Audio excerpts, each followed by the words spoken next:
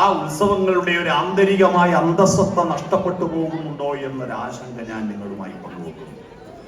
കേരളത്തിൽ ഇപ്പോൾ ഏറ്റവും കൂടുതൽ പാടുന്ന പാട്ട്, ഏറ്റവും കൂടുതൽ DJ പാർട്ടികളിൽ പാടുന്ന പാട്ട് ഇല്ലുമിനാട്ടി എന്ന പാട്ടാണ്. പക്ഷെ ആ പാട്ട് എന്ന് പറയുന്നത് സംഗീതമവി സാഹിത്യം സരസ്വത്യ സ്തനദ്വയം ഏകമാവാദമധുരം പരമാലോചനാമൃതം എന്നൊരു ചൊല്ലുന്നു. സംഗീതവും സാഹിത്യവും സരസ്വതിയുടെ രണ്ട് സ്തനങ്ങളാണ്. സംഗീതം ആവാദമധുരമാണ്, രണ്ടാമത്തത് ആലോചനാമൃതമാണ്. ഈ ആവാദമധുരമായ സംഗീതത്തിന് മാത്രം പ്രാധാന്യം കൊടുക്കുമ്പോൾ അതിലെ സാഹിത്യം നഷ്ടപ്പെട്ടു പോകുന്നു. ആലോചനാമൃതമായ കാര്യങ്ങൾ നടക്കുന്നില്ല. ഇന്നലെ കേരളത്തിലെ SSLC റിസൾട്ട് വന്നു. ഇന്ന് സോഷ്യൽ മീഡിയകളിലെല്ലാം അതിന്റെ ആഘോഷമാണ്. എവിടെ തിരിഞ്ഞൊന്നു നോക്കിയാലും ഇനി കേരളത്തിലെ തെരുവുകളിലെല്ലാം അവിടെല്ലാം A+ന്റെ ബാനറുകളായിരിക്കും. A+ന്റെ ബാനറുകളായിരിക്കും. അവിടെയെല്ലാം മൊമെന്റോ, 300 കോടി രൂപയുടെ മൊമെന്റോ ആണ് ഈ മാസം കേരളത്തിൽ കച്ചവടം നടത്തുക. 300 കോടി രൂപയുടെ മൊമെന്റോ. ആ മൊമെന്റുകൾ കൊടുക്കുമ്പോ, ഈ പ്ലസിന്റെ അവാർഡുകൾ കൊടുക്കുമ്പോ എന്താണ് പ്ലസ് എന്ന് ചിന്തിക്കുന്ന ഒരു തലമുറയെ സൃഷ്ടിക്കണം. അതാണ് ആവാദമധുരം മാത്രം പോരാ, ആലോചനാമൃതമാകണം. എന്താണ് ഈ പ്ലസ് എന്ന ചിഹ്നത്തിന്റെ അർത്ഥം? ഇവിടെ മേക്കപ്പ് കഴിഞ്ഞ് ഒരുപാട് കുട്ടികൾ നൃത്തം ചെയ്യുവാൻ തയ്യാറായി നിൽക്കുന്നുണ്ട് ഗാലറിയിൽ.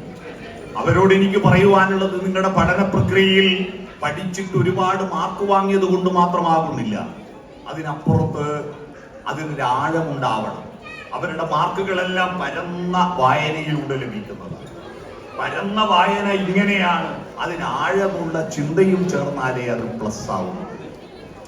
അത് ഗ്രാഫ് വരയ്ക്കുമ്പോൾ X axis and Y axis and Z axis, 3 axis ഉണ്ട്. ഈ 3 ആക്സിസ് കൂടിച്ചേരുമ്പോൾ മാത്രമേ മനുഷ്യൻ ഉണ്ടാകൂ.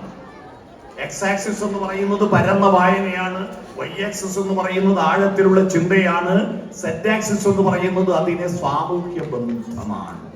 നമ്മുടെ അറിവിനെ നമ്മുടെ സമൂഹവുമായി കണക്ട് ചെയ്യുന്നില്ലെങ്കിൽ, കാലദേശ ബന്ധങ്ങളില്ലെങ്കിൽ ആ അറിവ് നിഷ്ഫലമായി.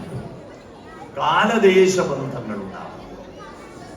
മനുഷ്യനായത് കാലത്തിനും ദേശത്തിനും അപ്പുറത്തേക്ക് അവന്റെ അറിവുകളെയും സൗന്ദര്യബോധത്തെയും യാത്ര ചെയ്യിപ്പിക്കുവാൻ വേണ്ടിയിട്ടാണ്. നിങ്ങളുടെ ജ്വാലയുടെ ഏറ്റവും പ്രധാനപ്പെട്ട ഒരു രക്ഷാധികാരിയായി കൊടുത്തിരിക്കുന്നത് പ്രിയപ്പെട്ട കവി മധുസൂദനൻ നായരാണ്.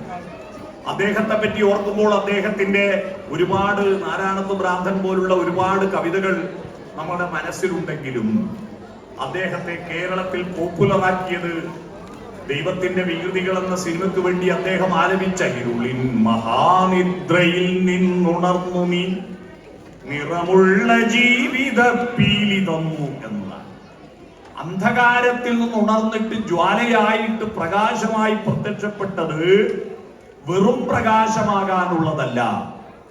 ആ പ്രകാശത്തിന് 7 നിറങ്ങളുള്ള സൗന്ദര്യങ്ങൾ ഈ ലോകത്ത് പണ്ടേ ഉണ്ടായിരുന്നു. മനുഷ്യർ ഈ ഭൂമിയിൽ ഉണ്ടാകുന്നതിന് മുമ്പ്, ജീവജാലങ്ങൾ ഈ ഭൂമിയിൽ ഉണ്ടാകുന്നതിന് മുമ്പ്, ഈ ഭൂമിയിൽ ഈർപ്പം ആർദ്രതയുണ്ടായ കാലഘട്ടത്തിലെല്ലാം മഴവില്ലുണ്ടായിരുന്നു. പക്ഷെ ആ മഴവില്ലിന്റെ സൗന്ദര്യത്തെ നോക്കാൻ അതിന് 7 നിറങ്ങളുണ്ടെന്ന്, violet, indigo, blue, green, yellow, orange, red എന്ന് 7 നിറങ്ങൾ എണ്ണാൻ, ആ നിറങ്ങളുടെ സൗന്ദര്യം ആസ്വദിക്കാൻ, മാരിവില്ലു പന്തലിട്ട ദൂരചക്രവാളം മാടി മാടി വീളിക്കുന്നതറിഞ്ഞില്ലേ എന്ന് പാടാൻ, മലരൊളി തിരളും മധുചന്ദ്രികയിൽ മഴവിൽ കൊടിയുടെ മുനമുക്കി എഴുതാനുഴറി കൽപ്പന ദിവ്യമൊരഴകിനെ എന്നെ മറന്നു ഞാൻ എന്ന് ചങ്ങമ്പുഴ എഴുതാൻ പ്രേരിപ്പിക്കാൻ കഴിഞ്ഞതാണ് ഈ ലോകത്തിന്റെ സൗന്ദര്യം എന്തെന്ന് തിരിച്ചറിയാൻ കഴിയാനാണ് മനുഷ്യൻ ശ്രമിച്ചത്. മനുഷ്യനൊരു സുന്ദര സൃഷ്ടിയല്ല. പക്ഷിമൃഗാദികളെ അപേക്ഷിച്ച് മനുഷ്യൻ ഒരു സുന്ദരനോ സുന്ദരിയോ അല്ല. നമ്മൾ ഒരുപാട് മേക്കപ്പും സൗന്ദര്യ മത്സരങ്ങളും നടത്തുന്നുണ്ടെങ്കിലും റോഡിലൂടെ ഒരു സുന്ദരിയും റോഡിലൂടെ ഒരു ആനയും നടന്നു പോകുന്നുണ്ടെങ്കിൽ സുന്ദരിയെ ആരും നോക്കൂല, ആനയെ നോക്കൂ. ഒരു മയിലിനെ അപേക്ഷിച്ച് നോക്കിയാൽ മനുഷ്യൻ എത്ര വിരൂപനാണ്. പക്ഷിമൃഗാദികളൊന്നും വസ്ത്രം ധരിക്കാറില്ല. എന്നിട്ടും ആരും അതിനെ കണ്ടിട്ട് അയ്യയ്യോ എന്ന് പറയാറില്ല. കാരണം അതിന്റെ എല്ലാം എത്ര സൂക്ഷ്മമായിട്ടാണ് ഒരു പക്ഷിയുടെ ചിറകുകൾ അടുക്കി വെച്ചിരിക്കുന്നത്. എത്ര സുന്ദരമായ ചലനമാണ് അതിന്. നിങ്ങൾ ആലോചിച്ചു നോക്കൂ, മനുഷ്യന് വസ്ത്രമില്ലാതെ എല്ലാവരും ഈ ഹാളിൽ ഇവിടെ ഇരിക്കുന്നവരെല്ലാം വസ്ത്രമില്ലാത്തതാണെങ്കിൽ എന്തൊരു വിരൂപമായിരിക്കും, എന്തൊരു വിരൂപമായിരിക്കും. വസ്ത്രമില്ലെങ്കിൽ മനുഷ്യൻ മഹാവൃത്തികെട്ടവനാണ്. എന്നാ പ്രകൃതിയിൽ മറ്റൊരു ജീവജാലങ്ങൾക്കും വസ്ത്രമില്ല. എന്നിട്ടും അവരെത്ര സുന്ദരന്മാരും സുന്ദരികളുമാണ്. അതുകൊണ്ട് ലോകത്ത് ഏറ്റവും വിരൂപനായിരിക്കുന്ന ജീവി മനുഷ്യനാണ്. പിന്നെ എന്തിനാണ് മനുഷ്യനെ അയച്ചത്?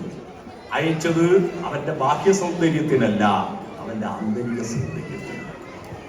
ആ ആന്തരിക സൗന്ദര്യം വളർത്താൻ നിങ്ങൾക്ക് കഴിഞ്ഞിട്ടില്ലെങ്കിൽ, ചലനാത്മകത. ഞാൻ നേരത്തെ ഇവിടെ ചെണ്ട അരങ്ങേറ്റം നടക്കുമ്പോൾ ആ ചെണ്ട പഠിപ്പിച്ച മാരാരുടെ ചലനങ്ങളുടെ സൗന്ദര്യമായിരുന്നു ഞാൻ ആകർഷിച്ചത്. മറ്റെല്ലാവരും പഠിച്ച ആ സ്ത്രീകളെല്ലാം നന്നായി മുട്ടി, താളം തെറ്റാതെ മുട്ടിയിട്ടുണ്ട്. പക്ഷെ മുട്ടുമ്പോഴും മുട്ടുന്നതിന്റെ സൗന്ദര്യം അവരിലേക്ക് സന്നിവേശിച്ചിട്ടില്ല. അവരുടെ കൈയുടെ ചലനങ്ങൾ നിങ്ങൾ ശ്രദ്ധിച്ചാൽ മതി. അതിന്റെ സൗന്ദര്യം പൂർണ്ണമാകുമ്പോഴാണ് ഈ താളവും പൂർണ്ണമാകുന്നത്.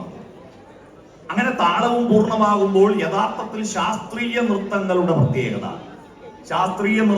പ്രത്യേകത അതിന്റെ ശാസ്ത്രീയത പരകോടിയിലെത്തുമ്പോൾ അതൊരു നാടോടി നൃത്തത്തെ പോലെ, ഒരു നാടോടി ഗാനമായ പോലെ മാറുന്നു. മോഹൻലാലിന്റെ കമലദളം എന്നൊരു സിനിമ നിങ്ങൾ കണ്ടിട്ടുണ്ടാകും. ആ കമലദളം എന്ന സിനിമയിൽ മോഹൻലാല് ആനന്ദ നടനം ആടിനാൻ എന്ന് പറഞ്ഞിട്ട് നൃത്തം ചെയ്യുന്ന ഒരു ഭാഗമുണ്ട്. ആ നൃത്തം ചെയ്യുന്ന ഭാഗത്ത് ആ നൃത്തം ചെയ്തുകൊണ്ടിരിക്കുമ്പോ പെട്ടെന്ന് ആ നൃത്തവും പാട്ടും ശാസ്ത്രീയതയിൽ നിന്ന് നാടോടി ഗാനത്തിലേക്ക് മാറുന്നത് നിങ്ങൾ ശ്രദ്ധിച്ചിട്ടുണ്ടോ? എന്താണ് ശാസ്ത്രീയതയുടെ പരകോടി അയത്നലളിതമായിട്ട് സൗന്ദര്യാവിഷ്കരണമായി മാറണം. സൗന്ദര്യാവിഷ്കരണമായി ആ അയത്നലളിതമായ പ്രക്രിയയാണ് നമ്മുടെ വികാസത്തിന് വേണ്ടത്. ബാഹ്യമായ സൗന്ദര്യമല്ല, ആന്തരികമായ സൗന്ദര്യം. വെളിച്ചം തന്നിരിക്കുന്നത് ഈ സൗന്ദര്യത്തെ കാണാനാണ്. ജ്വാല അതിന്റെ ശിഖകളായി പൊട്ടിമുളക്കുമ്പോഴാണ്. ശിഖകൾ എന്ന് പറയുന്നത് ജ്വാലയുടെ ഓരോ ശിഖകളും. പഞ്ചഭൂതങ്ങളിൽ ആണ് നമ്മൾ ഭാരതത്തിൽ ആദ്യം പ്രാർത്ഥിച്ചത്. പഞ്ചഭൂതങ്ങളെ പ്രാർത്ഥിക്കുമ്പോൾ ഭൂമിയിൽ ഐശ്വര്യം കൊടുത്ത പ്രകാശത്തെയാണ് പ്രാർത്ഥിച്ചത്. വേദങ്ങളുടെ മൂലമന്ത്രം എന്താന്ന് നിങ്ങൾക്കറിയില്ല. വേദങ്ങളുടെ മൂലമന്ത്രം ആദ്യം ഭൂമിയിൽ പ്രാർത്ഥിച്ചത്, എല്ലാ രാജ്യക്കാരും പ്രാർത്ഥിച്ചത് സൃഷ്ടാവിനെയല്ല, ഈ ഭൂമിക്ക് വെളിച്ചം തരുന്നവനെയാണ്. അതിനെക്കുറിച്ച്, ആ മന്ത്രത്തെക്കുറിച്ച്, ആ പ്രാർത്ഥനയെക്കുറിച്ച്